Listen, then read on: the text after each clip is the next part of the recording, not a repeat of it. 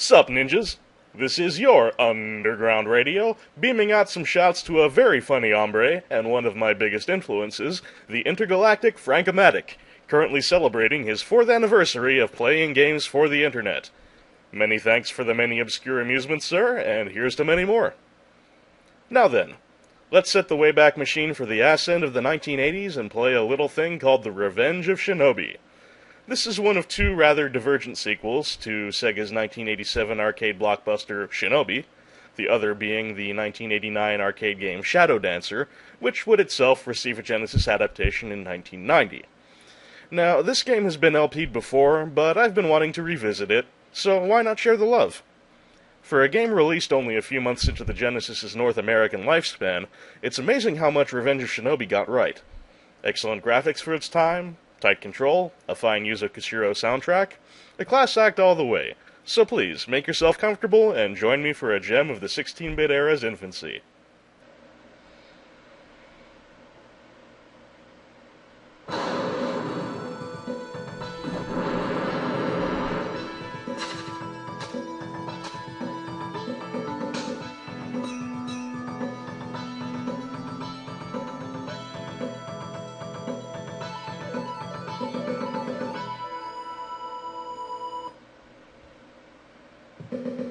In the year 19XX, the evil crime syndicate Zed was reduced to rubble by the powers of stealth possessed by the Shinobi master Joe Musashi.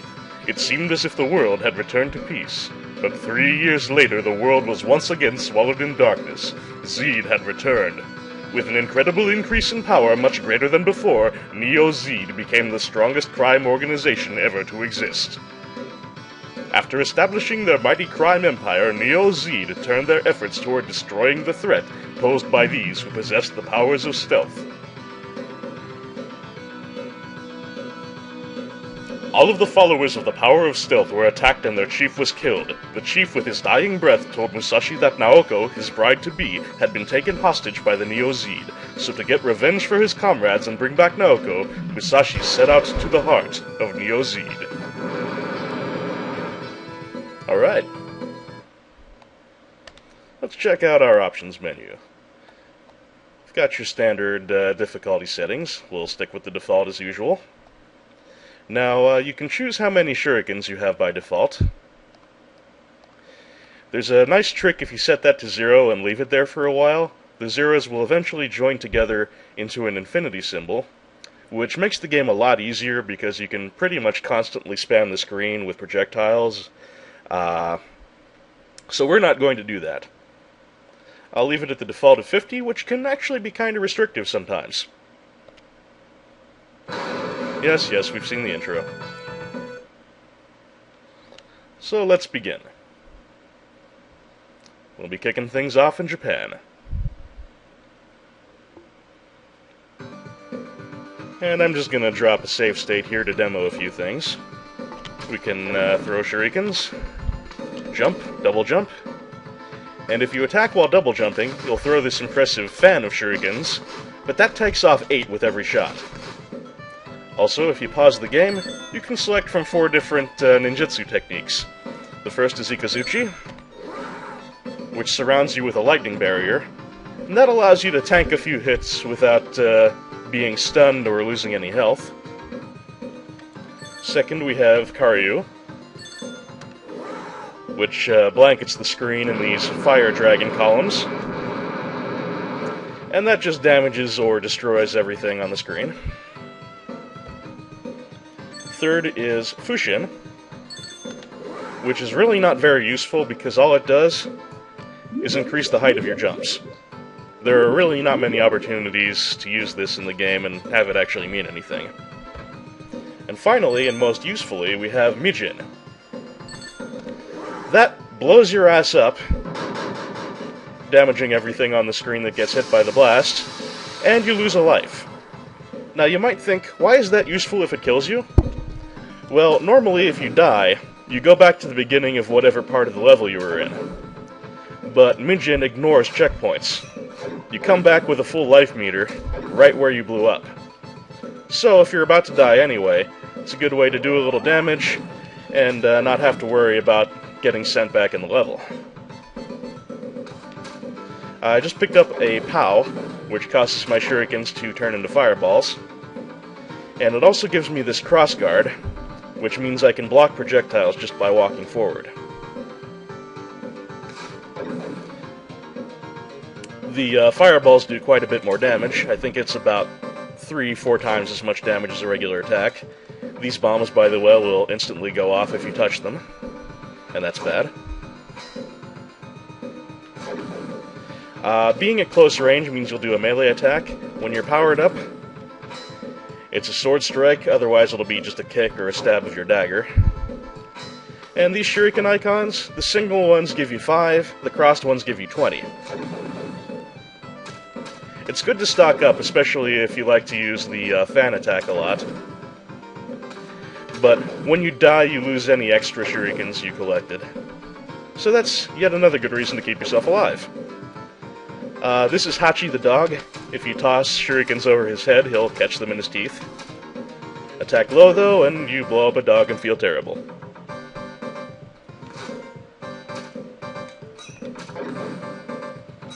The crossguard in action.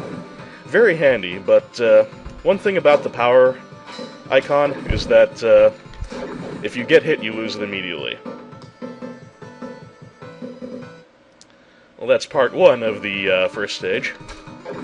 Every stage is divided into 3 sections, 2 normal level sections, and then the boss fight, which always gets its own area.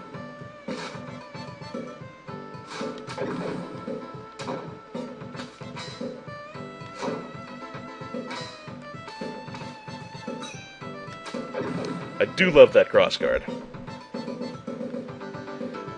It can be as beneficial as the extra damage when it comes to having the power-up, and speaking of the power-up, I just lost it. But I'll take a 1-up.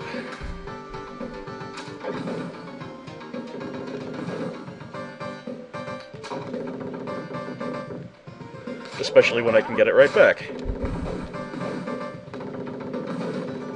What we have to do here is step on that stone, which turns the upper half, and opens a passage a little bit back in the earlier part of the level. Where there was that big pit full of bamboo spikes, we can now descend. There's also some shurikens hidden there. There are some hidden icons in this game that you find by attacking in the right spots.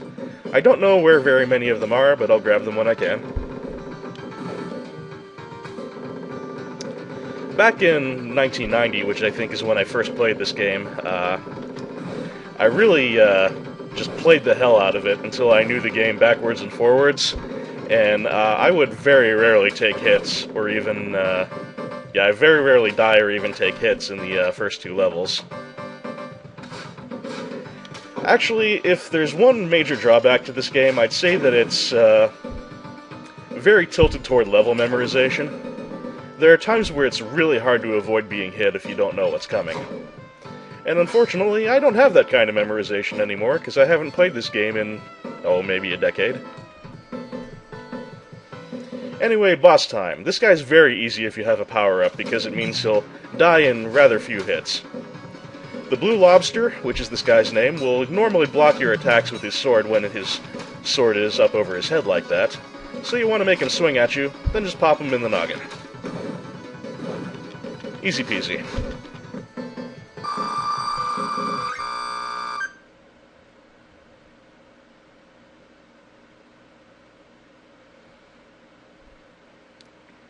And now it's time to travel to the city. But first we'll have to cross this mountain. And back in 1990, I thought this waterfall animation behind me here was the most amazing thing I'd ever seen in a home video game. It still looks kind of cool, but, 20-odd years ago, this was hot shit.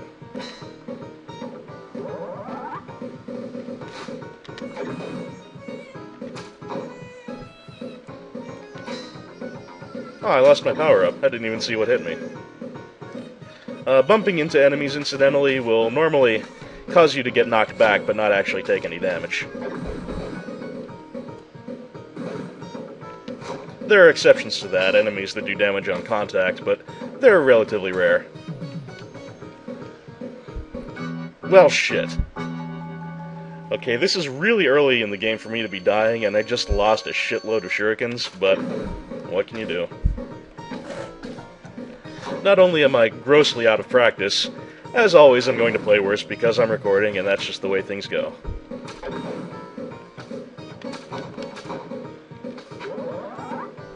But that's okay, because I really like the stage's music.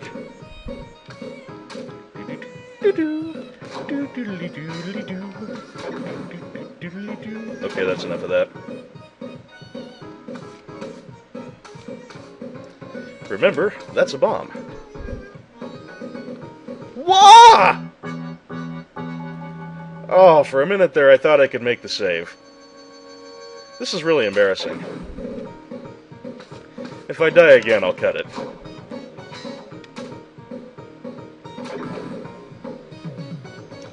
Well, I very nearly did. Embarrassingly early into the level. As if I haven't already embarrassed myself enough.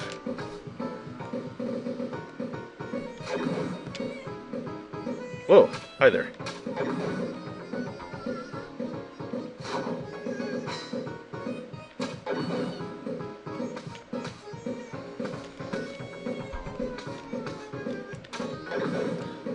Oh, god damn it!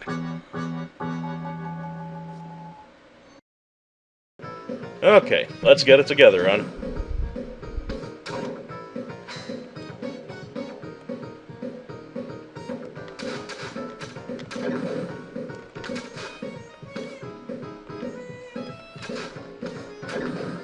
Ass face. Oh, god damn it. Thought I was about to get hurtled to my death there again, and I was not looking forward to it. But we just have to cross these logs, and we're off to the city at long last, after going from 4 lives to 1 in reserve. As usual, not exactly covering myself in glory here.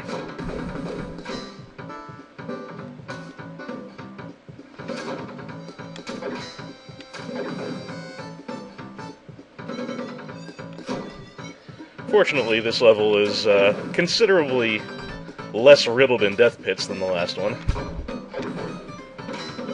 And the enemies are no great shakes either. We've introduced the Kung Fu guys who can fly and kick at you from a considerable distance, but I find that easier to deal with than projectile attacks.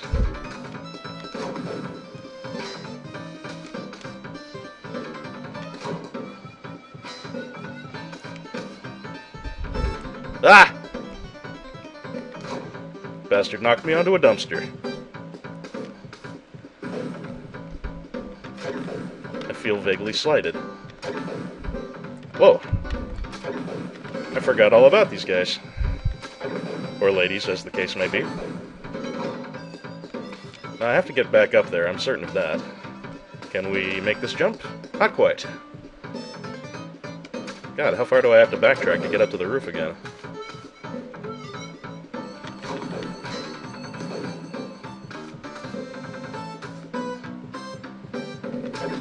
Jesus.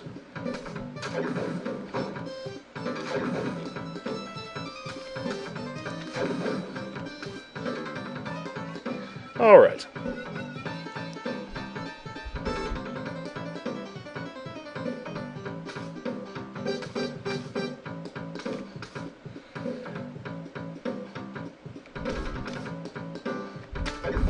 And I believe this is back to new territory again. There are unopened crates and things of that nature. I believe there's something over here. There it is. That's an extra ninjutsu, and I rarely use ninjutsu, so probably won't help me too much. But here we have the Shadow Dancer, no relation to the game with the same name. This disco is another thing that looked completely awesome in 1989. I like to get up in this guy's face and just melee him to death, as you can see. You just have to knock off all his shadow clones and then deal a few more hits. Once all his clones are knocked off, though, he's very close to death. Shit. So am I. Whew. Cut that one a little closer than I'd like. Anyway, that's enough for this time out. Next time, the military base. This is right around where the game usually decides orientation is over and it's time to start wrecking my shit. So, seeing as how things have been going so well so far, something for you to look forward to. Until then, this is Un. Thanks for watching, and I'll see you soon.